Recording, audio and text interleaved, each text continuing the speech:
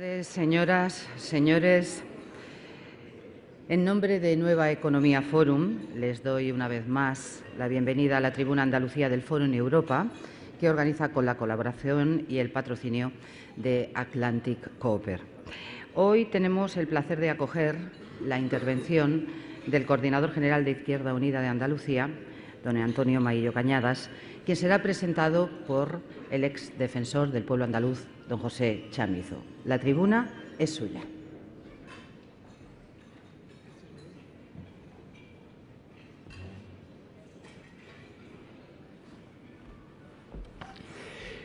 Muy buenos días, señoras, señores. Es para mí un placer hablar y presentarles a don Antonio Maillo. Pero permítanme previamente hacer algunas consideraciones. Últimamente asistimos a demasiadas ceremonias de la confusión. Las medias verdades, las mentiras directas e indirectas, las calumnias parecen haber traspasado el ámbito del periodismo amarillo o de la llamada prensa del corazón para instalarse en el día a día de la llamada prensa seria. Los periodistas asisten, ellos y ellas, perplejos ante las afirmaciones de sus propios medios. Todo parece comprarse, venderse, la información también. En este contexto, la suerte futura y presente de la prensa corre pareja al descrédito de la política. Es un mal que se extiende y que solo las personas honestas que ejercen el periodismo o la política pueden hacer que el pueblo sencillo y sin ataduras vuelva a creer en ambas, llamémosle, profesiones. Hoy tengo la satisfacción de presentar a una persona que puede lograr, con el apoyo de la ciudadanía, hacernos volver a creer en la política en su dimensión profunda de servicio permanente a las personas. Los partidos políticos son necesarios, pero si olvidan que los problemas de hombres y mujeres están por encima de sus intereses, no hay un sistema democrático, hay una partitocracia decadente e inútil. La persona que puede hacernos ver y comprender la realidad del compromiso político desde la perspectiva del servicio y a quien hoy presento es Antonio Maillo, actual coordinador de Izquierda Unida. Sé que es una afirmación rotunda y también sé que es un trabajo que no puede hacer ni un hombre solo, ni una mujer sola, ni un partido solo. Necesitamos de grupos de personas que comprendan la urgencia del cambio de modelo. Los datos biográficos de Antonio Maillo son conocidos. A destacar que no tiene miedo al futuro, al vacío se abandona un cargo político. Es licenciado en Filología Clásica con oposiciones aprobadas en el año 1990. Este dato nos sitúa ante un perfil necesario en nuestro panorama político, que la gente tenga un trabajo donde volver. Ojalá todo el mundo tuviera trabajo en este país. Maillo fue desde muy joven militante de Izquierda Unida y del Partido Comunista. Por cierto, oigo últimamente el término comunista como sinónimo de radical enloquecido. Parece que volvemos a satanizar las palabras para defender intereses ocultos. Maillo es un hombre de criterio firme, pero de talante conciliador que defiende sus ideas con la fuerza de la persona convencida de que la política es, lo diré una vez más, el arte del servicio a los demás. Para utilizar algún latinajo, digamos que Antonio puede definirse como suaviter in modo, fortiter in re. Si digo que es una persona moderada, muchos pueden entender que lo hago para acallar el concepto radical. Miren ustedes, la vida es poliédrica y los seres humanos también. Defender lo que creemos con firmeza puede hacerse moderada o radicalmente, tanto da, siempre que mantengamos el diálogo de forma permanente. Otra actitud es la de los paniaguados que van opinando según les van indicando, especialmente la veleta de la conveniencia.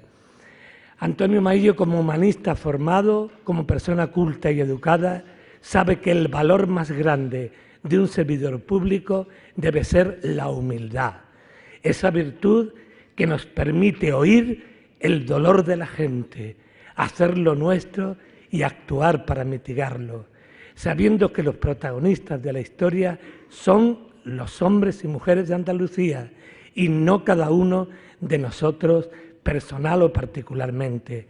Los egos saturados en política son estériles y solo conducen a la peor de las melancolías. Que la acción política necesita cambios profundos es evidente.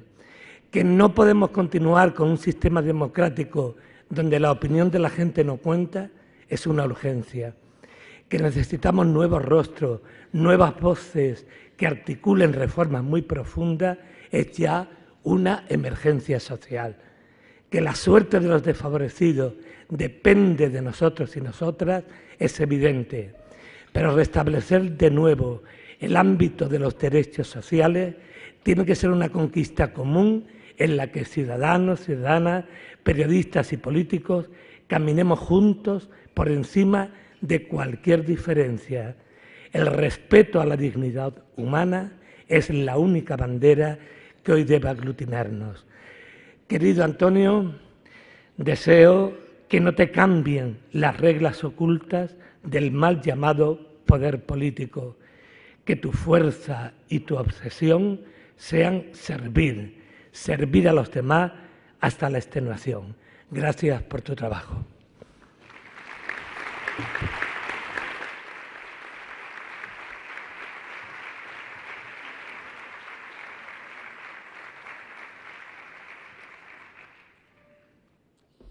Buenos días a todos y a todas y muchísimas gracias en primer lugar por haber acudido a estas horas que no son las mejores para muchos de vosotros y de vosotras a esta conferencia que ya por fin sí soy ponente. Cuando me llamaron el Nueva Economía Forum decía, bueno, ¿a quién tengo que presentar? Ya había presentado a 3 personas antes y en este caso me llamaban para que expusiera con carácter general mi visión de la política, el análisis de la situación actual y, sobre todo, las propuestas que nosotros estimamos para construir una sociedad mejor. Así que quiero agradecer, en primer lugar, al Fórum Europa, a la Tribuna de Andalucía, a Miguel Palacios, por la generosidad por haberme invitado. Quiero saludar a los asistentes, a los miembros del Gobierno, a los consejeros de Izquierda Unida, a la consejera de Izquierda Unida, al portavoz del grupo parlamentario, al representante de organizaciones sociales, sindicales, civiles, antiguos alumnos que veo por ahí, antiguos compañeros de trabajo, en fin, alcaldes y mucha gente que representa lo mejor de esta tierra. Y quiero también hacer una mención especial al amigo José Luis Centella, secretario general del Partido Comunista, que ayer estuvo en una tertulia hasta horas tardísimas en Madrid y ha cogido un autobús de estos de expreso para estar aquí. En fin, quiero que lo sepa y quiero agradecérselo además públicamente porque después dicen que todos los políticos son iguales, que todos tenemos pues chofer, conductor y parafernalia y resulta que el portavoz del Grupo de la Izquierda Plural, el hombre se ha tenido que venir en el semibús de 12 a 6 de la mañana con una paliza que espero que merezca la pena, José Luis, así que tengo un reto, sobre todo ante ti, importante. Y quiero agradecer muy profundamente a Pepe Chamizo la presentación y el que haya aceptado presentarme. La presentación por su generosidad y el que haya aceptado presentarme porque una persona que es absolutamente un poder simbólico de las alianzas en Andalucía, una persona que es un patrimonio de esta tierra. Pepe Chamizo es un patrimonio de Andalucía y es un reflejo de que desde las instituciones se ha servido al pueblo, el mejor defensor del pueblo. Cuando paseas con Pepe Chamizo por Sevilla es un constante parar de gente agradecida, de cosas que posiblemente algunas de ellas él ya haya olvidado o no le haya dado la importancia que para ellos sí la tenía. Es pueblo y encarna como pocos en las instituciones al pueblo. y es un referente necesario. Por eso estoy emocionado de que haya aceptado la invitación y mi presentación, porque es un referente necesario que hace a esta sociedad más decente, Pepe. Por eso te agradezco profundamente que haya aceptado esta presentación. Y quiero agradecer también al Fórum una fecha que para mí es un regalo, que se haya, no sé si ha sido casual o no, pero que hoy sea el Día Internacional del Libro y de los Derechos de Autor, y yo estoy aquí, para mí es un regalo. Es un día muy importante para mucha gente que creemos en el valor y en el poder de la cultura, y como saben, el Día del Libro se conmemora este año pues los 398 años, nada más y nada menos, del fallecimiento de dos grandes de la literatura universal. William Shakespeare, que por consejo y reafirmación de mi amigo Francisco García Tortosa, que me confirmó que efectivamente podía decir de él lo que voy a decir, es el mejor retratista de la condición humana, el mejor de las pasiones, de las ambiciones, de la grandeza y de la miseria, y también del fallecimiento de Miguel de Cervantes, que sin duda es un símbolo vertebrador mucho mejor que los toros de este país que se llama España. Pero no puedo soslayar que hace poco también se nos fue un literato universal y un clásico ya. Gabriel García Márquez tenía la doble condición de escritor y periodista. Y además, como periodista, pues es una persona que cuando el dedo apuntaba a la luna no miraba al dedo, miraba a la luna y tampoco miraba la cara oficial de la luna, miraba la cara oculta, que se escondía y que quería ocultar el poder. Son palabras de Felipe Alcaraz en una semblanza brillante que hizo hace pocos días y que yo también hago mías. Ese escritor de la soledad que entre la empresa y la verdad supo siempre elegir la verdad. Y hago colación en este preámbulo a esta oportunidad que me da la coincidencia con el Día del Libro, porque yo creo, y quiero enlazarlo con esta referencia a estos tres escritores, que hay que reivindicar la palabra en estos tiempos de crisis, porque la crisis pervierte el lenguaje. Se dice que en la guerra la primera víctima es la verdad, en la crisis la primera víctima es el lenguaje. En estos años de crisis estamos hablando y escuchamos hablar de racionalizar cuando quieren decir despidos masivos. Hablan de reformas cuando son auténticas pérdidas de derechos laborales, educativos, sanitarios, sociales, cívicos. Hablan de ajustes cuando en realidad están diciendo recortes. O cómo el lenguaje no es inocente. Y se habla de inversión en infraestructura, pero sin embargo siempre se habla de gasto en educación y en sanidad. El lenguaje no es inocente. Y una de las necesidades que tenemos en esta salida de la crisis es precisamente reivindicar la limpieza de ese lenguaje para describir la realidad de lo que sucede. Y antes de la tesis, tres consideraciones previas, para que ustedes me conozcan un poco mejor, o al menos eso quiero pretender. A la hora de analizar una situación compleja, yo creo que hay que reivindicar un análisis detallado, poliédrico, decía antes Pepe, un análisis que sea adecuado a esa realidad compleja. No podemos tuitear la percepción de la realidad. No podemos tuitear ni reducir a 140 caracteres la definición de lo que son matices de un análisis que, si quiere acercarse a la verdad de las cosas, tiene que tener mucha complejidad en el mismo. Frente a la atracción del titular, quiero que presten atención a los argumentos. El debate político no puede ser un debate de marketing. No puede ser que la forma, por muy suave o por muy agrestes que sean, sustituyan al contenido. No puede formar parte de la sociedad del espectáculo. Y, en tercer lugar, desde mi experiencia de recién llegado a lo que es la política a tiempo completo, les tengo que decir que hay muchas cosas que todavía me sorprenden, y algunas no positivamente, y hay otras que directamente no me gustan nada de la experiencia de la política. Hay cosas muy raras, cosas que no forman parte de la vida normal. Así que mis pretensiones modestas, las pretensiones de la organización que coordino, es de cambiar esas cosas que no nos gustan de esa vieja política.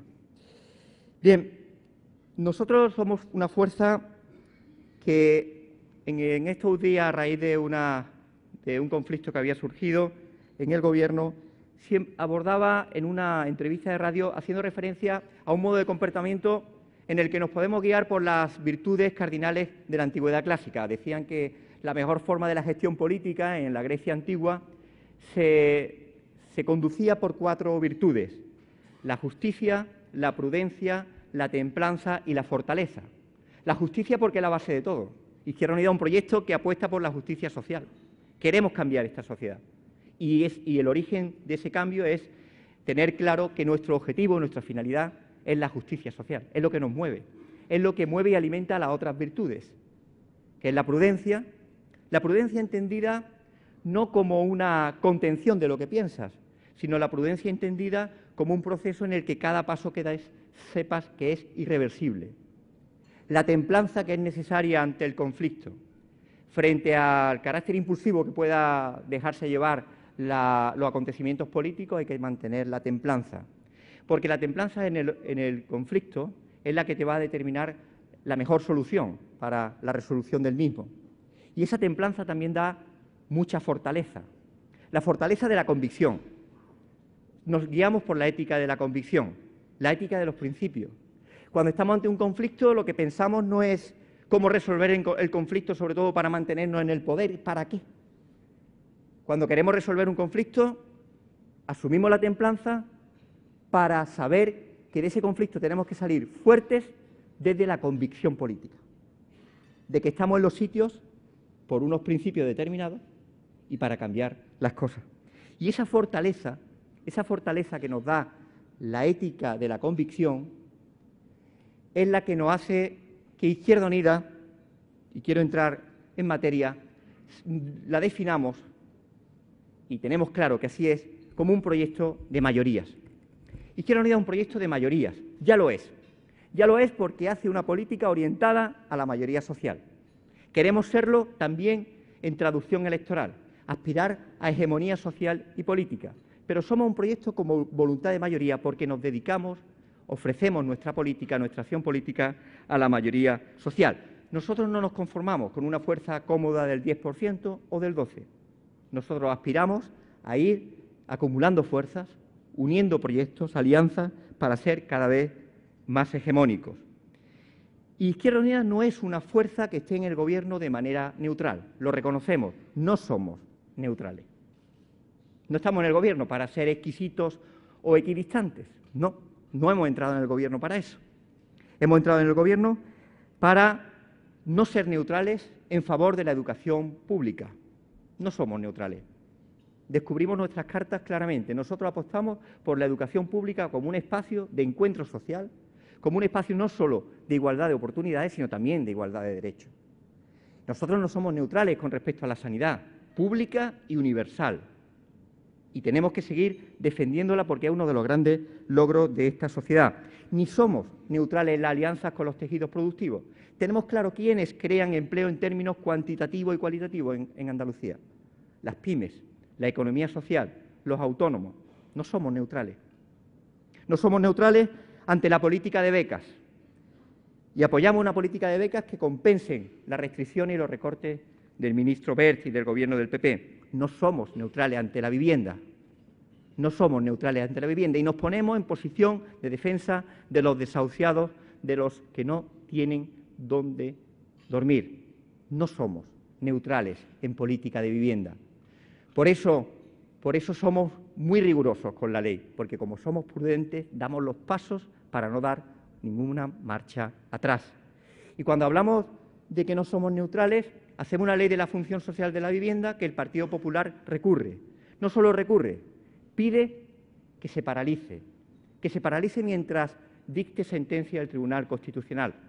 Y el Tribunal Constitucional asume las tesis del Gobierno central evitando la suspensión, el levantamiento de la suspensión cautelar. Es decir, tenemos que esperar al dictamen del Tribunal Constitucional 5, 6, 7 u 8 años para decidir si esta ley entra en vigor. Y entre el daño irreversible a la banca que supuestamente podían generar lo que ahora son 144 expedientes de expropiación de uso durante 3 años y el daño irreversible a las familias que pueden acogerse a esa ley y que no lo van a hacer durante estos 5, 6 o 7 años en que el Tribunal Constitucional no se pronuncie, ha optado por no dañar los intereses de la banca. Y a mí me parece que ese cambio de doctrina del Tribunal Constitucional es una tragedia para este país. Nosotros no apostamos ni somos neutrales porque hemos entrado en el Gobierno para hacer una política diferente. En este Gobierno que ha cumplido 2 años. 2 años de Gobierno en el que, sorpresa sobrevenida, Izquierda Unida ha sido la fuerza estable, la inédita en la gestión de Gobierno, la que nunca ha participado, sigue con sus 3 consejeros, sigue con sus equipos en sus consejerías. No ha habido ningún cambio. Bueno, solamente uno, el mío, que cuando fui nombrado coordinador general dejé la Dirección General de Administración Local. Y mantenemos a los equipos porque lo están haciendo muy bien, porque están cumpliendo con su programa, porque tienen una obligación ante los andaluces y las andaluzas de 4 años de gestión sobre el que rendir cuentas. Es una fuerza que ha demostrado solvencia, porque se cumple el programa, y rigor, porque se actúa con competencia política, y mucha transparencia. Mucha transparencia porque somos un Gobierno, apoyamos como fuerza política a un Gobierno que tiene las manos sobre la mesa, sobre lo que no se va a detectar ninguna anomalía porque se actúa con absoluto rigor y transparencia, y donde tiene la lucha contra la corrupción una base ineludible y connatural a este Gobierno. Nosotros no consideramos, no va a haber atajos en la lucha contra la corrupción, y como queremos saber la verdad, se está actuando como se debe para conocer cuántas anomalías o irregularidades pueda haber. Y un Gobierno de diálogo permanente y continuado, porque Izquierda Unida tiene una ambición, que es cambiar el modelo social y económico de Andalucía. Esa es nuestra ambición política. Una ambición política que la tenemos en el Gobierno y también en los 80 municipios que gobernamos, y esperemos que dentro de un año muchos más. Y demos un cambio a esa hegemonía demasiado extendida en el tiempo del Partido Popular, sobre todo en la zona urbana de Andalucía. Tenemos ejemplos de esa solvencia y de ese buen hacer.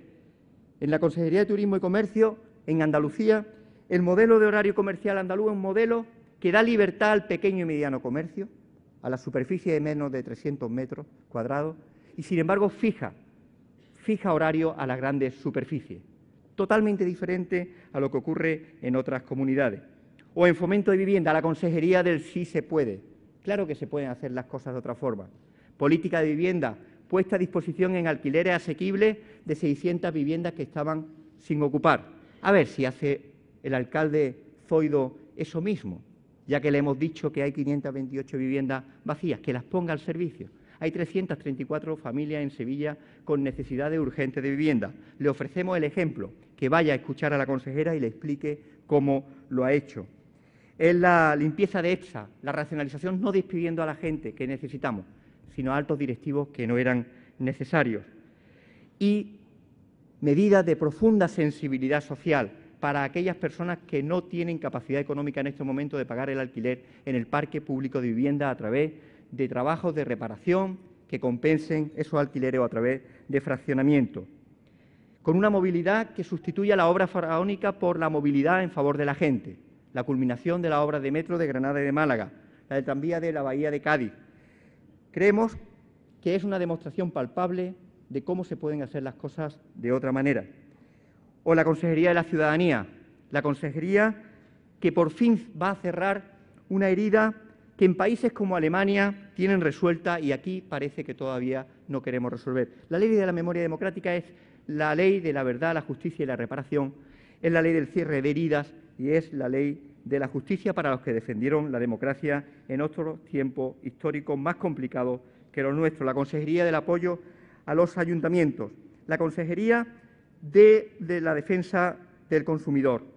Por eso, a los que dicen que el pacto está muerto, les tengo que decir que el pacto está muy vivo y que estará vivo mientras la prueba del algodón del mismo sea la reflexión sobre los ejemplos que he expuesto, cuando se pongan por encima los derechos de la gente. Esa es la prueba de la utilidad. Porque es verdad que hay una cultura nueva, la cultura de la coalición, pero es una cultura de la coalición que no solo es cultura de la coalición de partidos políticos. También nosotros tenemos una cultura de coalición con la sociedad y una cultura de coalición de las personas. Por eso nosotros introducimos estas claves de coalición no solo institucional, coalición con la gente permanente, porque nosotros tenemos un frente, otro modelo de coalición, que es la coalición, la gran coalición o la coalición de la Troika. Por eso es tan importante el éxito del Gobierno andaluz, porque el éxito del Gobierno andaluz será el mayor freno a la operación de gran coalición en este país. El éxito de Andalucía será el mejor freno a los intentos que se están haciendo de gran coalición en el Estado. Y para eso tenemos que tener una prioridad para estos 2 años. No hay otra que no se llame creación de empleo estable y de calidad. Veo a muchos y a muchas sindicalistas aquí en este foro y quiero agradecerlo especialmente.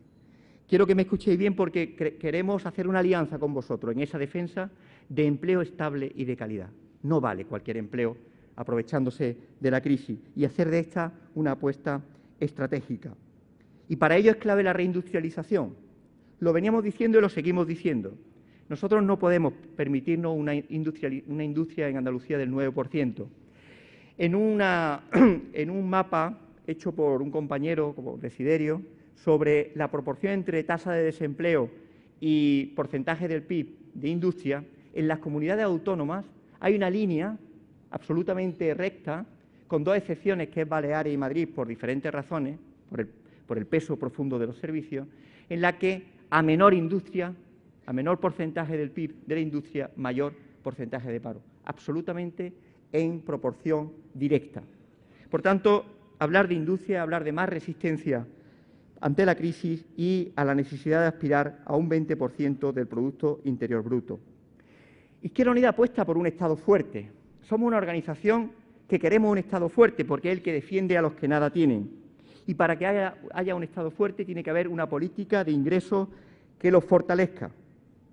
En unas premisas absolutamente contrarias al grupo de expertos del Ministerio de Hacienda, que apuesta por disminuir los impuestos directos, que son los más progresivos, y por aumentar los indirectos, los más injustos, el IVA, el del consumo, el que paga un pensionista por 800 euros el litro de gasolina, que paga el mismo IVA que Emilio Botín, el presidente del Banco de Santander.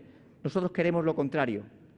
Los impuestos, en todo caso, tienen que ser progresivos y directos y tienen que disminuirse los indirectos. Y la renta del trabajo no pueden soportar más la carga fiscal. Hay que decirlo ya. El tipo máximo de la renta del trabajo está en el 56%. El tipo máximo de la renta del capital y del ahorro está en el 21%. Porque en 2012-2013, en ese bienio, se subió al 26%, pero ahora en 2014 se ha vuelto al 21%. Eso no es una política fiscal distributiva, pero sobre todo no es una política fiscal recaudatoria. Es una política que debilita al Estado. Y sin eso el Estado no puede ser un Estado fuerte que satisfaga los servicios. Y a efectos del SICAV, de las sociedades de inversión de capital variable, al 1%, eso es un paraíso fiscal. Lo dice el primer ministro de Gibraltar, que de eso sabe un poco. Es insostenible que el SICAV grave a un 1% y la cantidad de dinero que deja de recibir el Estado. Por eso, ¿por qué digo que es tan importante para un Estado fuerte una reforma fiscal que permita tener más ingresos y que estos no sean los de la renta del trabajo? Vamos a acordar que no hay más presión sobre la renta del trabajo, no puede haberla. Tiene que haber una obtención de unos mayores ingresos porque esa fortaleza del Estado es la única que nos puede permitir la negociación de la deuda. Porque la deuda que tenemos en este país es impagable. Pero no porque lo diga, porque es imposible de pagar si queremos recuperación. Y tenemos ya un antecedente en la historia. Año 1953, Acuerdo de Londres. De agosto de 1953 se reúnen los 25 principales acreedores de Alemania y acuerdan una quita del 62% de la deuda. Todo el mundo conviene en acordar que sin ese acuerdo Alemania no se habría recuperado nunca, porque tenía una deuda que ahogaba los recursos públicos. Y nosotros tenemos una deuda que ahoga los recursos públicos. Cuando dedicamos solamente para interés en el presupuesto general del Estado 36.729 millones de euros, que es 1,3 veces el presupuesto de la Junta de Andalucía, dedicado solo a intereses de deuda. Y si no dedicamos a inversión, a reactivación de la economía y, por tanto, a obtención de ingresos derivados de esa activación de la economía, cada vez va a pesar en porcentaje del presupuesto más ese pago de la deuda. Y aquí entra el debate de Europa. Aquí entra el debate de Europa. Y el debate de Europa será desde una negociación de un Estado fuerte que aborde una quita de la deuda y que no asumamos la deuda ilegítima contraída para satisfacer la limpieza del sistema financiero. Izquierda Unida quiere cambiar Europa. Puede sonar a pretencioso, pero así es como nos presentamos y nosotros queremos que nos apoyen quienes están de acuerdo con nuestras pretensiones. Quiere hacer una Europa de los trabajadores, no una Europa de la banca. Y para ello hay que reconocer que tenemos en este contexto de elección europea una dificultad, y es el esfuerzo pedagógico que hay que hacer a la sociedad andaluza para convencerlos de que las elecciones europeas son más importantes desde el punto de vista de la repercusión en la vida cotidiana que las elecciones municipales. En la vida cotidiana el 80% de nuestros asuntos vienen determinados por normativa o directiva europea y hay que hacer un esfuerzo. Hay que hacer un esfuerzo pedagógico porque hay que decirle a la gente lo importante. Posiblemente Miguel López, que está por aquí, no tiene ese problema con los agricultores y ganaderos porque saben de la importancia de Europa y del desastre de la PAC y cómo eso repercute en su actividad. Pero otros sectores no son tan conscientes de la importancia de Europa. Y por eso nosotros lo queremos simbolizar con la presentación por primera vez de un candidato a la Comisión Europea, Alexis Tsipras, que significa la esperanza del cambio frente a un luxemburgués y un alemán, un griego que es la fundación de Europa, de la cultura clásica, para reflejar ese cambio que queremos. Frente a la gran coalición de la derecha y la socialdemocracia europea en la Comisión Europea, está la alternativa desde la izquierda transformadora. Por eso es necesario un cambio en las reglas del juego, un cambio que puede y que tiene que repercutir en la política andaluza. Y me quiero centrar en tres aspectos que a mí me parecen fundamentales y que determinan la cotidianidad pues, de un empresario que quiere iniciar una actividad, de un autónomo, de un estudiante que sabe que depende su beca de continuar los estudios. El papel del Banco Central Europeo. El Banco Central Europeo se funda con dos elementos identitarios que para nosotros han sido, para nosotros y para la realidad, desastrosos. Por un lado, la prohibición del préstamo directo a las administraciones públicas, a los estados, que ha supuesto que desde 2001 hasta ahora 142.000 millones de euros de nuestro Estado se hayan ido a pagar los intereses diferenciales de cómo vende el dinero el Banco Central Europeo a la banca privada y cómo éste se la vende a los estados. Y, por otro lado, el problema de establecer como objetivo prioritario el de la inflación. Y la inflación no es nuestro problema es el desempleo. Por tanto, habrá que adecuar los objetivos del Banco Central Europeo al principal problema de los países europeos, que es lo del empleo. Y por eso hay un referente. La Reserva Federal Americana se dedica a emitir dinero para reactivar la economía en cuanto los niveles de desempleo suben del 8, del 9 o del 10%. El Banco de Inglaterra combina dos objetivos, inflación y creación de empleo. En Europa se ha diseñado un modelo de Banco Central Europeo donde, al anteponer la inflación por encima de cualquier otra prioridad, lo único que se conserva es los intereses del capital, de la gente que tiene dinero, que no va a perder nunca renta a este respecto, pero se abandonan los intereses de la Europa social. Por eso los recursos públicos se ahogan por el pago de la deuda, de esa deuda que en parte ha sido contraída también en préstamos que el Banco Central Europeo se lo ha vendido a la banca al 0,25 y nosotros al 4, al 5 o al 6%, como saben muy bien los alcaldes en los planes de proveedores. Y después, otro elemento que a mí me parece que es fundamental en la política europea, el Tratado de Libre Comercio con Estados Unidos que se va a firmar el 26 de mayo. No hay mayor reflejo del desprecio de la Comisión Europea al Parlamento Europeo. Al día siguiente de la elección europea, con un Parlamento en funciones, se firma un tratado que tenemos que evitar. Un tratado que puede permitir a las empresas transnacionales evitar las legislaciones de aquellos países que no les sean favorables a sus intereses. Y, por tanto, ese tratado que tiene que ser ratificado en los parlamentos nacionales tiene que ser abordado con un debate político de calado y, desde luego, con un debate político en Andalucía, porque nos jugamos mucho para la recuperación económica. Y, por último, tenemos que abordar, tenemos que aflorar de nuevo el debate de ese artículo 135 de la Constitución española, que parece que es el único en vigor. Parece que el artículo 47 de que todos los españoles tienen derecho a la vivienda, que las administraciones públicas tienen que proveer a la gente para que duerma bajo un techo, ese parece que es de segunda. Y el artículo 135 es el único que parece que está en vigor. Hay que abordarlo también en las elecciones europeas, porque hay que decir que hay que derogar ese artículo cuanto antes, ese artículo que antepone el pago de los intereses de la deuda ante cualquier consideración social.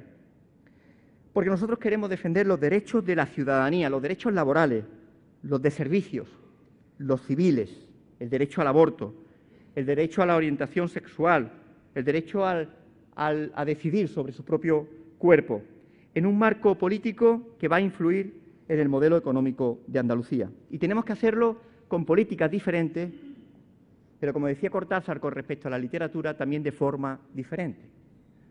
Julio Cortázar, creo recordar que decía que la literatura revolucionaria no es esa que habla de la revolución, sino también la que escribe de forma diferente, revolucionaria. Pues también queremos hacerlo con una nueva política.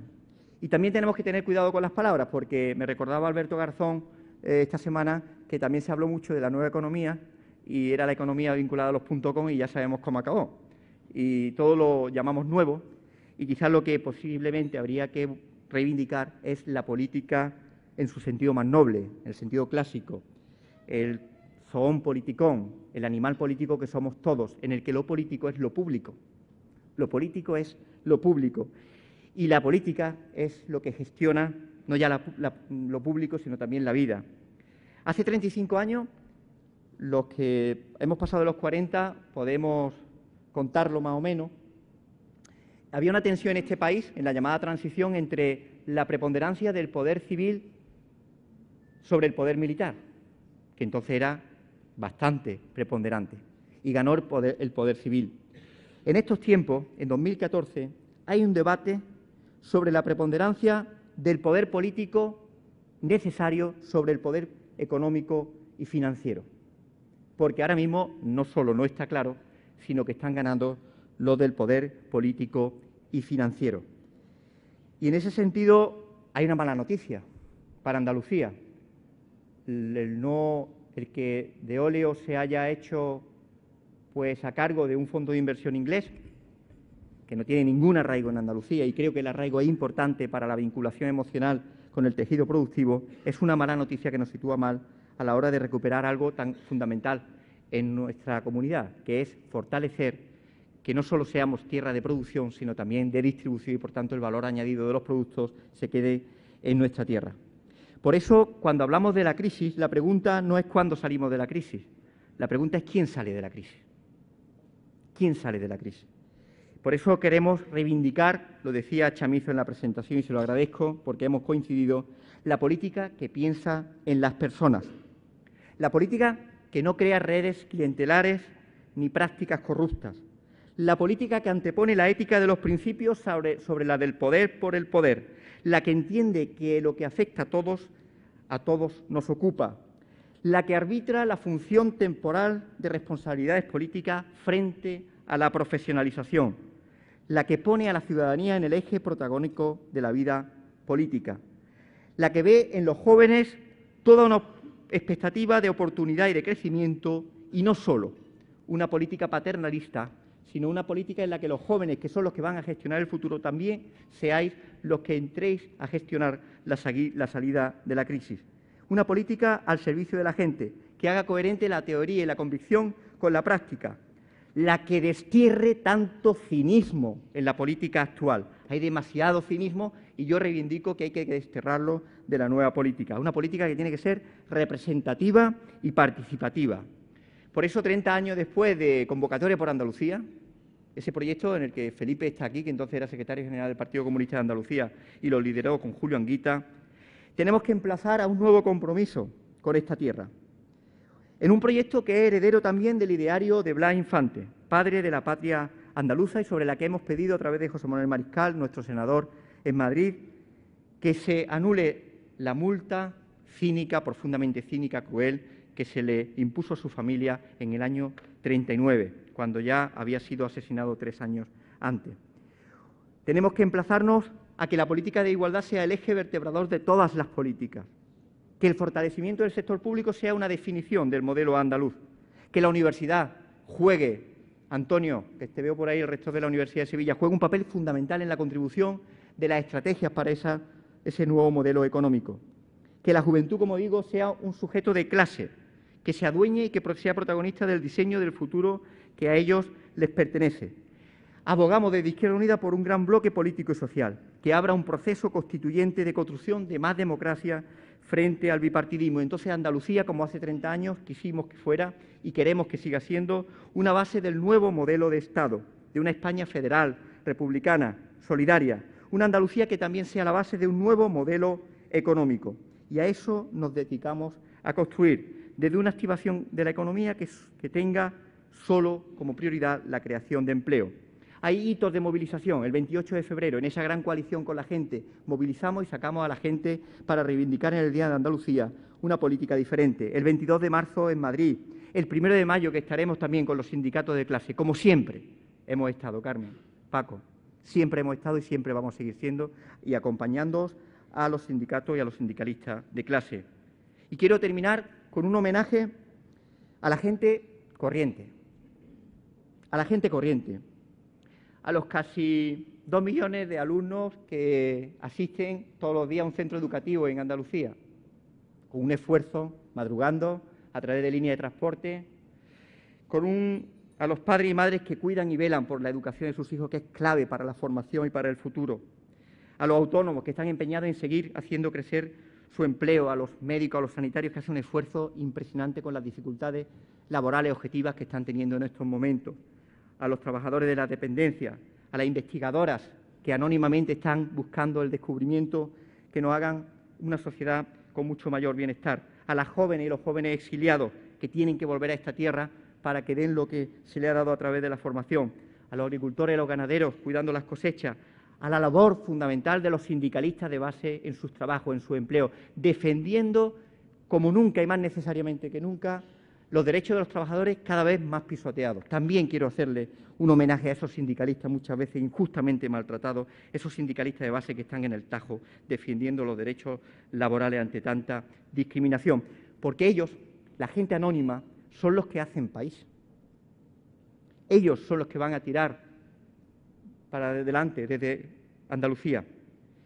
Ellos demuestran que sí se puede, porque solo el pueblo defiende al pueblo. Y en el ámbito político, amigos y amigas, simplemente no nos demos tanta importancia. Esto es muy efímero,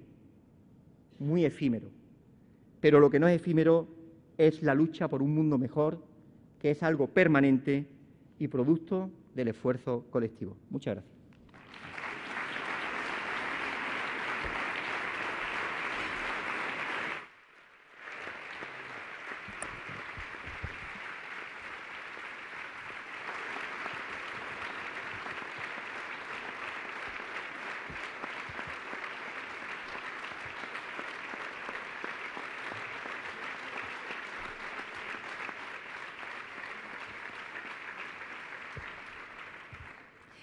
Don Antonio, gracias. Una curiosidad, y además parte desde el principio. Dice o señalaba que había cosas en política que no le gustaban nada. ¿Cuál es la que menos le gusta de todas? Bueno, de las pasiones, la que menos me gusta es el cinismo. Lo detesto porque además está muy en boga, ¿no? Y es algo que no soporto directamente. Y como dicen mis amigos, cuando me vengo un poco abajo, sigue sin soportarlo. Es decir, no importa que cuando lo soportes significará que te has vuelto un cínico. Pero es lo que menos soporto, sí. ¿Y se vuelve uno un cínico o no? Espero que no. Hay mucha gente muy noble en política. Aquí hay mucha gente muy noble. Y algunos que no son de mi partido, que es muy noble. El caso de Juan Cornejo, me refiero. Templanza en el conflicto. En los últimos conflictos, que no ha sido el último, ha sido bastante importante, ¿quién ha mantenido más templanza? ¿Quién ha sido el más templado? No sé, por parte de Izquierda Unida, por parte del PSOE. No sé a su juicio esa templanza, ¿quién es quien la ha mantenido en todo momento? Yo tengo la respuesta muy fácil. Yo creo que ante el conflicto nosotros hemos mantenido bastante la templanza, porque de hecho el producto de que haya sido una crisis muy circunscrita a prácticamente 2 días, significa que se ha hecho desde la templanza de las partes. Si se hubiera hecho o continuado con la impulsividad, no se habría resuelto el conflicto. Por tanto, si algo hemos nosotros tenido en esta gestión ha sido mucha templanza.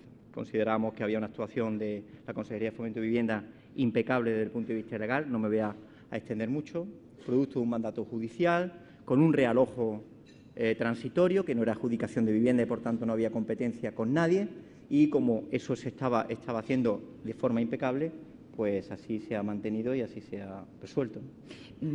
Algunos aseguran, y en algunos medios de comunicación también ha salido así publicado, sobre todo en columnas de opinión, que Izquierda Unida le ha ganado un pulso al PSOE. ¿Eso es así? ¿En qué términos lo medimos? Yo creo que no hay que valorarlo en términos de pulso ni de victoria o derrota. Lo importante es que se volviera a la normalidad. Había un decreto que nunca tenía que haberse publicado, se publicó. Nosotros planteamos que hasta que no volviera a derogarse ese decreto no se volviera a la normalidad. Se derogó, se volvió a la normalidad y, como dije el sábado en un acto en Málaga, aceitunilla comida, hueso tirado y a otra cosa. Autocrítica, porque digo yo que alguna autocrítica harán, y sobre todo qué es lo que no volverían a hacer en una situación, esperemos que no se vuelva a producir, pero qué es lo que no volverían a hacer o qué se pensarían antes. No sé, esa autocrítica, ¿por qué camino iría, señor Maillo? Yo creo que más que una autocrítica sobre el hecho concreto es que los lazos de comunicación e interlocución entre las dos fuerzas del Gobierno sean muy ágiles, estén perfectamente engrasados. Pero yo quiero reivindicar la cultura del Gobierno de coalición por una razón, porque a veces tenemos como colectivo memoria muy débil, memoria de los peces. Se nos olvidaba cuando los gobiernos de mayoría absoluta evitaban cualquier debate. Hemos estado muchos años, demasiados años, donde el Gobierno de mayoría absoluta, bueno, estamos ahora en Madrid, ¿no? No hay debate político posible, porque la mayoría absoluta impiden la reflexión política. Bendita sea la reflexión política y el debate político para mejorar las condiciones de la vida social. Y creo que eso no hay que olvidarlo, porque una de las aportaciones y del patrimonio de este Gobierno es precisamente la necesidad de un debate permanente sobre política, en el mejor de sus sentidos, para resolver los problemas de la mejor manera posible. Una pregunta en la que coincidimos Isabel Morillo, del Correo, y yo. ¿Hay más defensores del Gobierno de coalición que antes? No los hay. ¿Qué es lo que más le ha defraudado de esta crisis? Pregunta la señora Morillo. En mi fuerza política hay más defensores del Gobierno que antes. ¿Y por qué? Yo pienso que porque en este proceso pedagógico que tenemos, la práctica del Gobierno andaluz demuestra la utilidad y la importancia de este Gobierno en la resistencia de otras políticas, en el avance de las políticas neoliberales y de la derecha, y sobre todo porque el buen hacer de este Gobierno va a ser determinante para el freno de lo que puede ser una gran coalición. Lo decía antes en mi intervención, la política de Estado. Y yo creo que la defensa de los discursos autónomos lo permite también porque mi posición, al no estar en el Gobierno, me da, hay que reconocerlo, más libertad a la hora de afrontar la reflexión política sobre lo que sucede en Andalucía. Sin embargo, por ejemplo, el Partido Popular dice que ustedes lo que hacen es desgobernar Andalucía. Bueno, el Partido Popular tiene que decir algo. Yo le animo a que trabajen y a que hagan oposición, que no la hacen. No la hacen y necesitamos fuerzas que hagan oposición y además que digan lo que quieren hacer. Nosotros gobernamos además muy bien. Eso no lo decimos nosotros, nos lo dicen. Mire, hay una cosa muy interesante, que es que este Gobierno nos está dando oportunidad de demostrarle a mucha gente que estaban alejados o que están alejados de nuestra visión política, de que somos gente muy seria gobernando. En el ámbito de comercio y de turismo, creo que se puede estar de acuerdo o no con las prioridades de Gobierno, pero que se hace lo que se dice y que se hace bien, eso no lo duda nadie. El pequeño comercio ha visto que hay un Gobierno que defiende como nunca se ha defendido al pequeño comercio con actos como la fijación del horario comercial, en defensa de quien más necesita de la protección pública y del Estado. Y pasa como en los municipios. Aquí hay algunos alcaldes de Izquierda Unida. Nunca un alcalde de Izquierda Unida es alcalde de Izquierda Unida con los votos de los comerciantes. Pero un alcalde de Izquierda Unida renueva su Gobierno y consigue mayoría absoluta con el voto de los comerciantes y de los autónomos. Porque cuando gobiernan ven estos que son los que mejor los defienden. Y en Andalucía pasa lo mismo. Posiblemente no sean con los votos de autónomos o de comerciantes en su mayoría con los que hayamos alcanzado la representación que nos ha permitido gobernar, pero estoy convencido que con nuestra práctica de gobierno sí vamos a conseguir que muchos de ellos nos voten. Querría preguntarle un poco por las relaciones entre usted y el señor Valderas. Ya sabe que a lo largo de todo este proceso, sobre todo de este último conflicto, crisis, en fin, llámelo como usted considere oportuno, se asegura que esto era también no solo ya un pulso al PSOE, sino también entre ustedes, es decir, además la alianza era el señor Maillo, la señora Cortés contra el señor Valderas, sobre todo por dar o desplazarle. No sé, ¿cómo es la relación? ¿Cuál es el futuro del señor Valderas? ¿Usted va a ser el candidato a la presidencia de la Junta? Vamos a ver, en primer lugar, mi relación con Diego Valderas es magnífica como siempre y no hay pulso ninguno. Hemos estado cohesionados en este momento como en todos los meses que llevamos de gobierno. Y con Elena, en fin, estas construcciones son construcciones muy de corte, permitidme la expresión, y de los que están en la pomada, eso lo dice mucho Elena, ¿no? Hay mucho argumento de corte que sale a Alcalá de Guadaira y ya se ha diluido. Y lo que sí quiero decir es que hay una gran cohesión política en Izquierda Unida y que además eso demuestra una cosa. Cuando yo fui elegido coordinador empezaba a hablar la gente de bicefalia, de tricefalia, de que iba a haber tensiones. No ha habido ni un reportaje sobre tensiones internas de Izquierda Unida en todos estos meses. Ni uno. Porque estamos dedicados en lo que hay que estar, que es a la política y a la gestión de las cosas. Por tanto, esa es la mejor respuesta a cualquier supuesto que son comentarios que no obedecen a la realidad y, además, creo que si hemos salido muy cohesionados de este conflicto como seguimos estándolo desde el punto de vista político, porque tenemos una prioridad que es la obligación de atender al programa electoral con el que nos hemos presentado, ser coherente, vincular la praxis con la convicción y en eso estamos. ¿Candidato a la presidencia de la Junta? Castro lo dice, la gente tiene que hablar, nuestra militancia tiene que hablar. Va a ser un proceso participativo y dentro de no las obligaciones, pero las probabilidades de un coordinador general de Izquierda Unida, siempre lo ha sido así, excepto en el año 90, es que sea candidato de la Junta. Pero tendrá que decidirlo la gente, ¿no? En fin, en Izquierda Unida no designa nadie a dedo, ni hay nadie que diga quién debe ser el candidato. Lo va a decidir la militancia en un proceso participativo y los simpatizantes, y va a ser una oportunidad también para que se conozcan las propuestas políticas de Izquierda Unida. ¿Echa de menos estar en el Parlamento? No echo de menos estar en el Parlamento, ni en el Gobierno. Quiero decir, además no olvidemos una cosa, estamos en el Gobierno en el peor momento, ¿eh? Izquierda Unida, esto es otra ironía de la historia, igual que lo de la estabilidad. Izquierda Unida siempre hemos sido la fuerza que hemos tenido respuestas para todo. Pues venga, los que tenemos respuestas para todo, al Gobierno en el peor momento, cuando no hay un duro. Bueno, pues tenemos respuestas cuando no hay un duro también para las cosas, no para todo, pero los tenemos.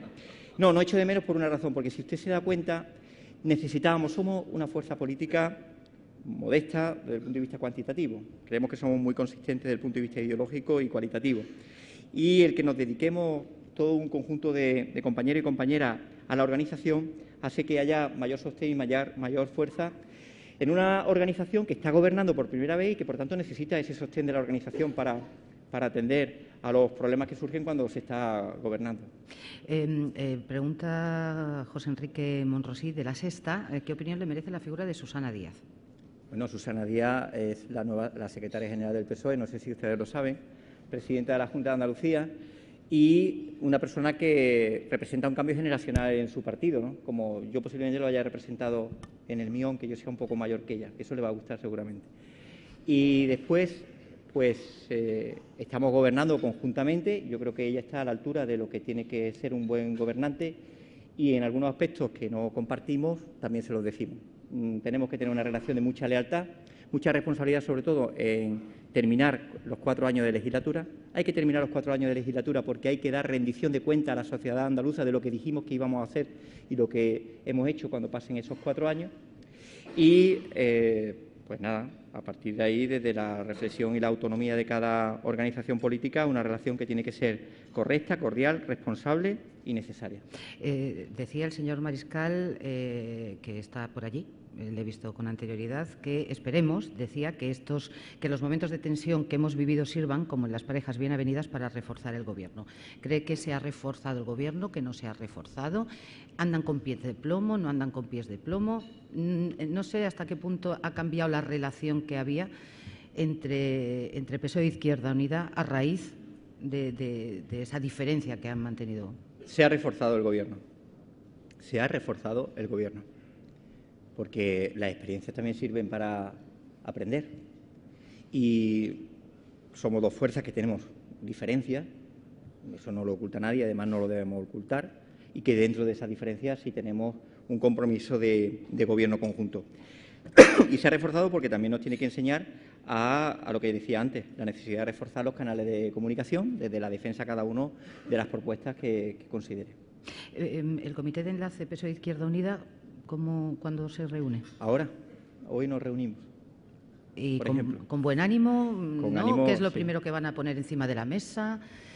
¿Cuáles son las cuestiones que más les preocupan? Vamos a tener una reunión bastante intensa, pero vamos a empezar en cuanto terminemos esta jornada un poquito más tarde, y vamos a abordar determinadas situaciones que tenemos que resolver antes del 30 de abril. Y en ese debate, pues, como comprenderá, tenemos que ser discretos en cuanto a no generar expectativas, porque vamos a hablar de cosas que supongo que tendrán necesidad de una sentada de un tiempo importante. Así que hoy mismo nos vemos, además creo que vamos a comer juntos y todo, o sea que tampoco está una cosa tan mal. Si se rompiera ese pacto PSOE-Izquierda Unida, ¿quién saldría más perjudicado a su juicio?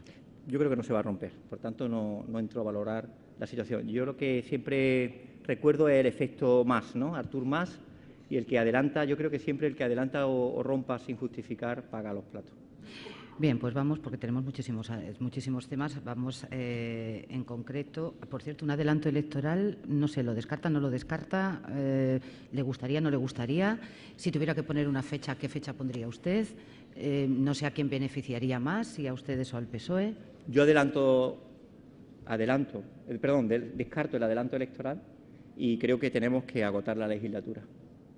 Esa es mi visión, que creo que tenemos una responsabilidad ante la sociedad andaluza, si no hay hechos absolutamente que sean incompatibles o que nos impidan acordar, porque la realidad de una crisis tan fastidiosa como esta puede sobrevenir, pero en principio la voluntad, que es lo importante, la voluntad política debe ser mantener y agotar la legislatura. Y en todo caso, si no pudiera ser, ¿qué fecha le gustaría más? Yo no soy quien para poner fecha, es que no contemplo esa hipótesis.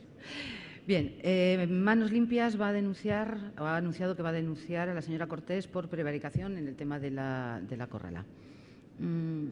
Cuando lee usted este tipo de informaciones, ¿qué es lo que piensa? Pues nada, mucha tranquilidad. Lo que pasa es que Manos Limpias, ese sindicato ultraderechista, pues aprovecha cualquier fisura que pueda haber. No tiene ninguna base, ni legal ni de ningún otro tipo. Lo único que tiene es una llamada de atención de este llamado sindicato, que no es sindicato, no quiero deshonrar la palabra del sindicato, y evidentemente no le damos ni la menor importancia ni la menor trascendencia. Lo que sí es un reflejo de cómo a algunos sectores de este país les fastidia mucho la política de vivienda que se hace en Andalucía, que es una política que rompe con el modelo de especulación que nos ha llevado a esta crisis, una política que se hace al servicio de la gente, lo demuestra el decreto de construcción sostenible, al servicio no de empezar a construir por construir ni a especular con el suelo, sino a reparar viviendas, a mejorar su eficiencia energética para que la gente viva mejor. Y esa política choca con intereses de algunos sectores y actuaciones como esta lo reflejan. No quiero olvidar una pregunta de don Aniceto Muñoz, de Comisiones Obreras. Dice que, siguiendo a Weber, apelaba Antonio a la ética de la convicción, señala, y la pregunta es, en relación al pacto con el PSOE, ¿no ejerce desequilibradamente Izquierda Unida más la ética de la responsabilidad que hace posible tal pacto que la ética de la convicción, que a todas luces lo imposibilitaría? Bien, no hay que establecer incompatibilidad, que Weber me parece que la establecía, ¿no? Incompatibilidad entre la ética de la convicción y la responsabilidad. Pero nosotros anteponemos la ética de la convicción. Y nosotros no estamos a cualquier precio en el Gobierno. Nosotros queremos gobernar toda la legislatura, pero yo creo que se ha demostrado que no estamos a cualquier precio. Sí. Nosotros no estamos a cualquier precio gobernar por gobernar. Nosotros estamos en el Gobierno, lo decía antes, para cambiar Andalucía y mejorarla. Y desde esa ética de la convicción es desde la que estamos. No se puede confundir la ética de la responsabilidad con el hecho de que, como hay que mantener la estabilidad en el Gobierno, pues aquí tragamos con quina todo. Y nosotros no vamos a estar dispuestos a tragar con quina, vamos, lo digo, y me imagino que el socio tampoco. Pero, evidentemente, no se puede entender, no se constata de ninguna manera que haya una ética de la responsabilidad que sea incompatible con nuestra visión política de las cosas. Y eso lo tenemos clarísimo. Tengo una curiosidad. Si la señora Cortés no hubiera estado de viaje, ¿creo que las cosas hubieran pasado como sucedieron o no? Eso es que nunca se sabe, ¿no? No lo sé. Es una ucronía, ¿no? Que dicen, es una ucronía, por tanto, no creo que sea valorable desde el punto de vista político. ¿Qué le parece la actitud del Ayuntamiento de Sevilla con respecto al tema de la Corrala Utopía? Indecente. Indecente. El Ayuntamiento de Sevilla se ha portado de forma desleal institucionalmente y políticamente indecente. No se puede reventar cualquier solución a una situación de extrema necesidad social. Y la ha reventado en todos los hitos. El Partido Popular revienta el acuerdo con Ibercaja con el desalojo de la familia un día antes del acuerdo, porque no estaban dispuestos a que hubiera una solución. No querían que hubiera una solución desde la toma de conciencia, la movilización de la gente. La revientan cuando se les pide desde la Junta de Andalucía viviendas para realojo transitorio de estas familias, que no adjudicación, y no las da. Y algo positivo que tiene esta crisis es que los sevillanos y sevillanas saben que hay 528 viviendas vacías públicas en Sevilla y hay 334 familias diagnosticadas con extrema necesidad habitacional. Eso es el Ayuntamiento de Sevilla. La Consejería de Fomento de Vivienda, cuando llegó al Gobierno, se encontró con 600 viviendas vacías. Las puso en alquiler asequible. No hay viviendas vacías. Esa es la diferencia. ¿Les parece poco? ¿Complot contra Andalucía o no? ¿En qué? Por ejemplo, acusaciones que se han vertido o apreciaciones que se han vertido desde el Gobierno, vamos, más que desde el Gobierno, perdón, debería de decir desde la portavocía del Grupo Socialista en el Parlamento andaluz, por ejemplo, con el tema de los cursos de formación. ¿Pero por qué dice ataque con Andalucía? No, que si hay un ataque a Andalucía, en el sentido de que se ha pedido una investigación, por ejemplo, que esa investigación sobre los cursos de formación se extienda, de la ODS en plena investigación. Efectivamente, con el Ministerio del Interior, y se pide una investigación a todas las comunidades autónomas para, porque no entienden muy bien por qué es Andalucía y no el resto de comunidades autónomas a las que se investiga. Porque en medio de la investigación se filtra. Eso no es entendible. Pero dicho esto, no hay que quitar lo sustantivo. Y lo sustantivo es que no hay que tener miedo a la lucha contra la corrupción. No hay que tenerla. Si se investiga, otra cosa es la perversión que hace el Partido Popular, la doble moral, el Partido Popular que niega comisiones de investigación de Bankia, José Luis Centella la presenta y se la niega, aquí pide todo, y la doble moral del Partido Popular en la actuación y en el uso de las instituciones para filtrar interesadamente en contextos electorales determinados. Pero no hay que olvidar que hay que investigar lo que sea y no generar falsas expectativas. Me parece que ahí la prudencia y el buen tiento es importante. Digo esto porque creo que cuando hablamos de investigar, es investigar con la prudencia que exige lo mismo, ¿no? Y no podemos empezar a culpabilizar o la presunción de culpabilidad como principio jurídico. En los años 80, a principio de la democracia, la presunción de inocencia era sagrada. Ahora se ha perdido. Se ha perdido. Y eso es un valor democrático perdido, no es un valor de profundización democrática. Pero lo que sí es importante es que desde la responsabilidad política, que es la que tenemos que intervenir, ¿qué es lo que tenemos que apostar? Desde la responsabilidad política lo que tenemos que apostar es por ser implacables con las prácticas corruptas y con las anomalías, porque yo de lo que me escandalizo es de que si hay gente que ha utilizado mal el dinero público, evidentemente eso sí que es objeto de escarnio. Elena Montano, de Onda Cero, y Lourdes Lucio, del País, preguntan lo siguiente sobre los cursos de formación. Por un lado, Elena pregunta de qué depende que Izquierda Unida presente una comisión de investigación en el Parlamento por el presunto fraude de los cursos de formación y por qué no la presenta. Y la señora Lucio pregunta si ha sido informada Izquierda Unida de los presuntos fraudes en los cursos de formación y si cree necesaria una comisión de investigación en el Parlamento. Pues nosotros decimos que queremos conocer la verdad y el Gobierno está haciendo lo que nosotros queremos que esté haciendo, que es investigando. Lleva investigando 7 meses. Por tanto, nosotros lo que queremos es la verdad. Nosotros lo que no queremos es circos, porque los circos también impiden saber llegar a la verdad.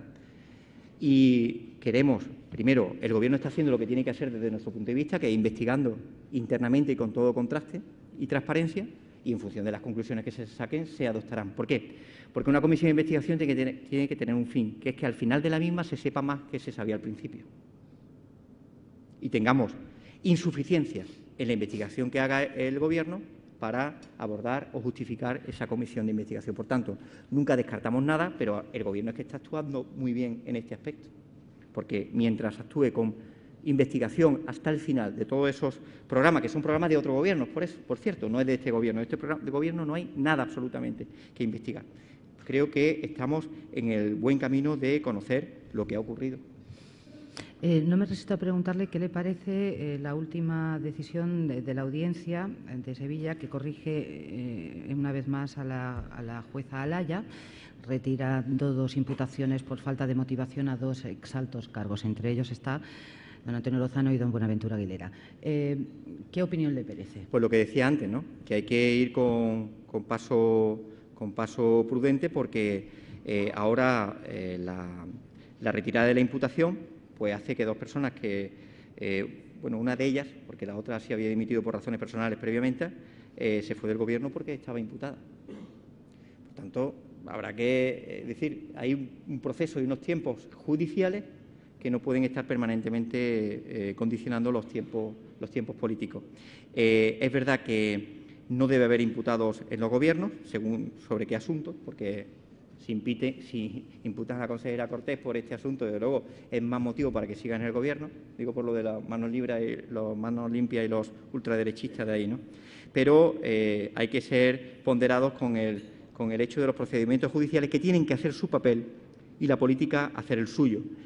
La política tiene que hacer el suyo en lo que es la limpieza de la vida pública, y la limpieza de la vida pública tiene un nombre que se llama lucha contra la corrupción, que es muy sistémica. La lucha contra la corrupción no es solo el caso de los ERE, que también. La lucha contra la corrupción también es las puertas giratorias de los expresidentes del Gobierno que se van a los consejos de administración a ganar 150.000 euros al año a empresas sobre las que han legislado y han beneficiado en sus decisiones. Eso también es corrupción para nosotros, ¿eh? Vamos a abordar con carácter integral todas las malas prácticas. Y contra eso, que es producto de un déficit de cultura democrática, rearme democrático. Y leyes muy contundentes y muy claras al respecto, que impidan tener un ámbito de discrecionalidad en ese sentido a los que han estado gobernando. Don Pedro Vaquero del Pozo habla de ese gran pacto de Estado PSOE-PP que, bueno, se anuncia para después de las elecciones europeas, desde algunos sectores, etcétera, etcétera.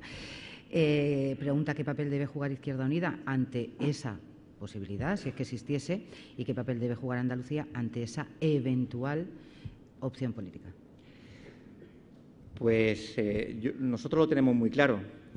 En esta configuración de políticas de izquierda somos incompatibles con ese pacto de Estado, absolutamente incompatibles. Nuestro esfuerzo a nivel estatal es tener la suficiente fuerza para impedir ese pacto, y nuestro esfuerzo a nivel andaluz es hacerlo lo suficientemente bien para demostrar que hay otra salida a la crisis y que hay otras políticas que desde luego serán más audaces cuanta más fuerza y representación tenga Izquierda Unida, lo tengo clarísimo y la experiencia yo creo que lo confirma, y ahí es donde tenemos la responsabilidad también de esperanza para otra gente del resto del Estado que saben que se puede hacer otras políticas donde Izquierda Unida sea determinante. 8 minutos nos quedan, aproximadamente 10. La Junta cifra en más de 2.200 millones la deuda del Estado por incumplir el Estatuto. ¿Qué se puede hacer con esto, si es que se puede hacer algo?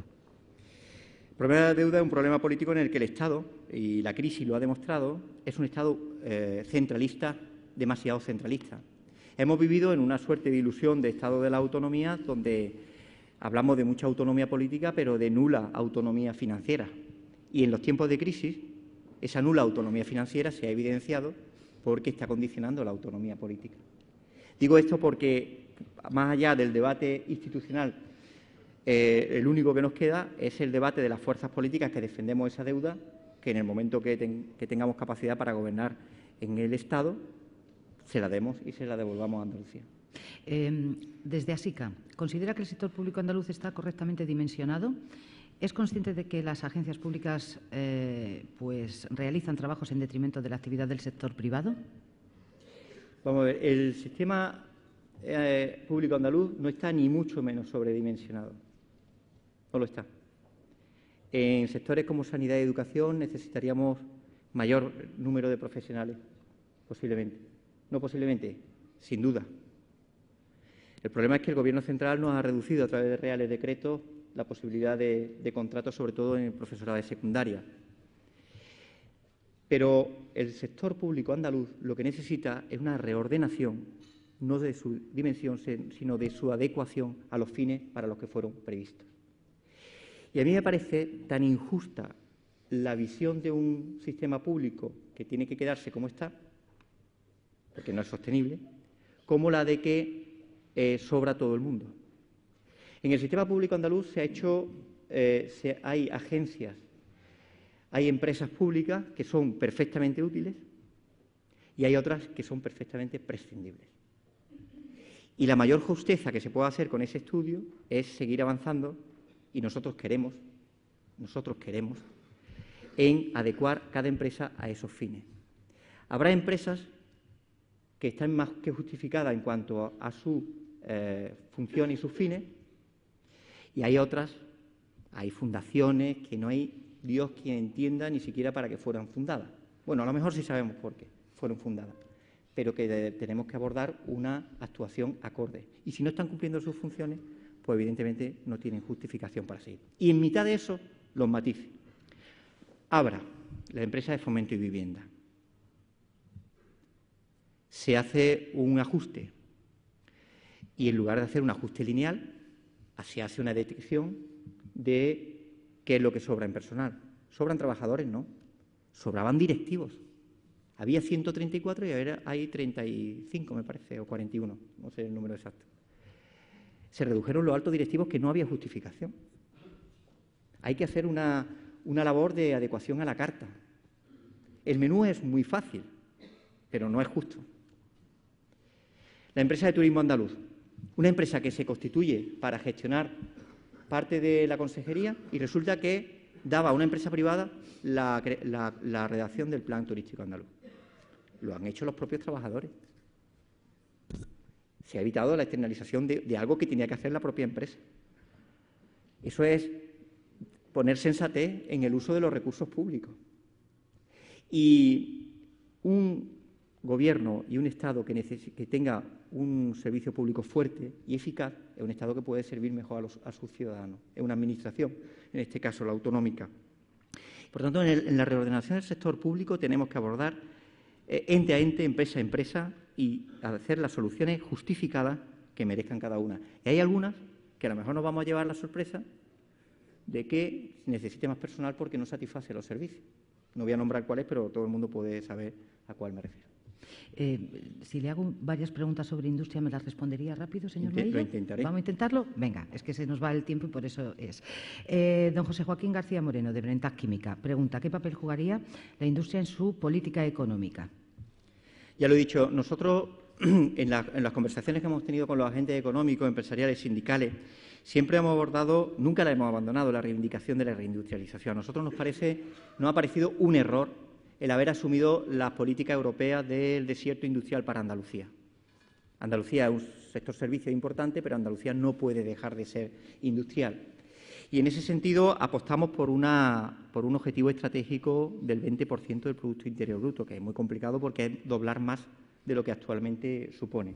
Estamos por debajo de la media española, que es el 13%, ya no digo de Alemania, que es el 25%, porque estamos en el 9%. Y en esa reindustrialización constatamos que las prácticas que se han hecho en otros gobiernos no han sido acertadas. Vincular, por ejemplo, el ejemplo siempre ponemos el del corredor industrial de Jaén, la caída de Santana y todas las industrias auxiliares, la política de estímulo y ayuda a empresas para que se ubiquen en el corredor industrial de Jaén. Son empresas que se localizan y abandonan en cuanto dejan de recibir ayudas públicas.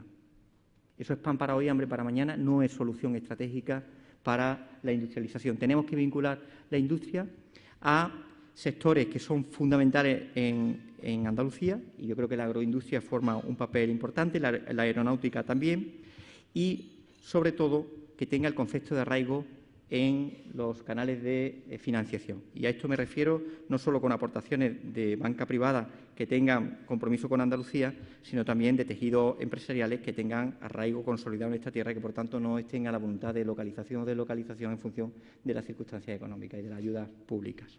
Don Juan José Fernández, de Industria de Comisiones Obreras. El día 25 hay una convocatoria en la comarca de las minas de Aznalcóllar reivindicando la reapertura de las minas de pirita. ¿Cuál es su opinión sobre el tema? La que tenemos desde Izquierda Unida. Nosotros ya sabéis que desde el blindaje medioambiental que debe tener no solo la mina de Aznalcóllar, sino toda la industria minera, el blindaje medioambiental me refiero a las garantías de que no puede suceder lo que ocurrió con el desastre de las balsas. Ya saben ustedes que una de las condiciones que puso la Junta de Andalucía para la apertura fue la imposibilidad de que se abra ninguna balsa. No va a haber balsa en Aznalcóllar, no va a haber.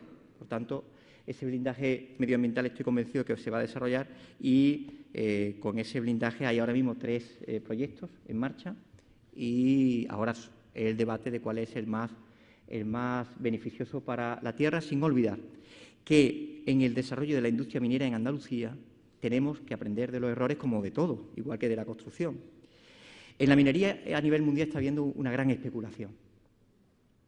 A mí me gusta cuando la Dirección General de Minería de la Junta de Andalucía es muy rigurosa a la hora de filtrar los proyectos, porque hay quienes sinceramente vienen a generar con proyectos solventes y a largo plazo y quienes vienen pura y duramente a especular. Por tanto, una primera observación que hay que hacer para no generar expectativas que se frustren. Y contrastado eso, estamos de acuerdo con la reapertura. 2 cuestiones. Pedro Valls Foche, de FAECTA, y también Lola San Juan, de Mujeres Empresarias de Cooperativas, AMECOP, preguntan, en el caso del señor Valls, si tiene Izquierda Unida propuestas para la incorporación de cláusulas sociales en contratos públicos que discriminen positivamente a cooperativas y empresas de economía social. Y en el caso de la señora San Juan, ¿qué papel tienen las mujeres dentro del proyecto de Izquierda Unida y si tendrán voz, y tendremos voz las mujeres en el diseño económico-social de Andalucía y cómo? Ahora mismo en el acuerdo de gobierno hay la introducción de la cláusula social en la contratación de empresas públicas con carácter general, no con la economía social. Sí tenemos para nosotros la economía social un elemento estratégico de primer nivel para el modelo económico de Andalucía. De hecho, en el modelo de concertación ya sabéis que nuestra apuesta siempre lo ha sido, no siempre se ha entendido, pero afortunadamente se ha abierto camino, que es que el mundo de la economía social, aquí tenemos al nuevo flamante presidente, le doy la enhorabuena públicamente, ya se la di en primaria a José María Algora, de la economía social tiene que formar parte de la interlocución del modelo de concertación. Y en esa estrategia de la definición de concertación social para los próximos años, pues concretar esa apuesta me parece que es digna de apoyo y de elogio. ¿Mujeres?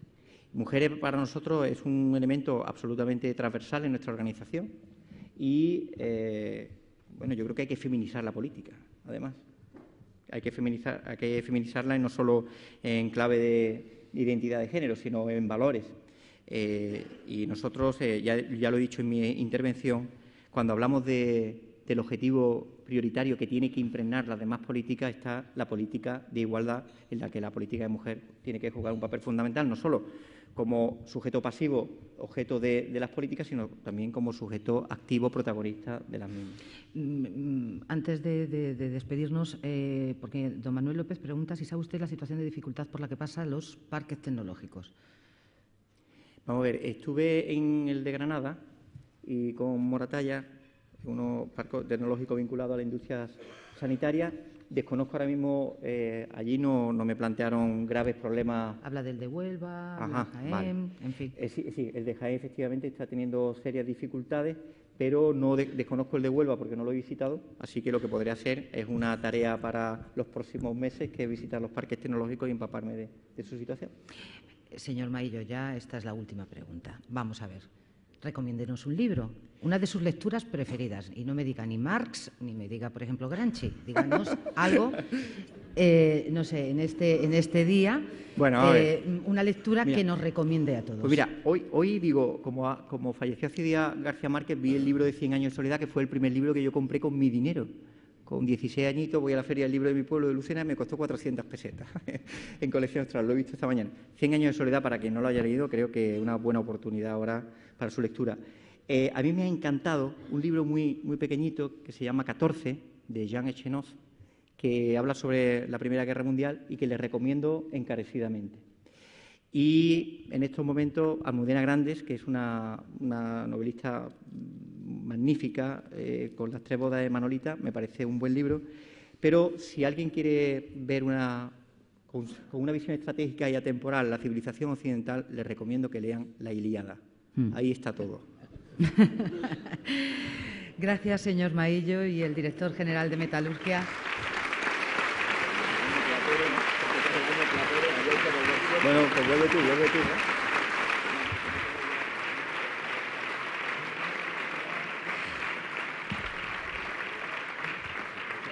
Decía que el director general de Metalurgia, de Atlantic Cooper, don Miguel Palacios, va a ser quien clausure el acto. Sí, muchas gracias, Mar.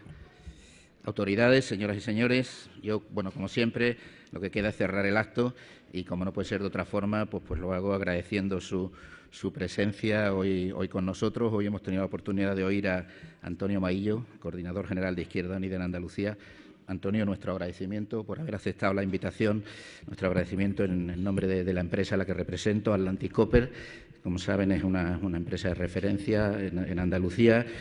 Es un botón de muestra de las empresas andaluzas que andan por ahí compitiendo en el mundo y, en la medida de nuestras posibilidades, pues impulsando el desarrollo en Andalucía desde este sector industrial que es el nuestro.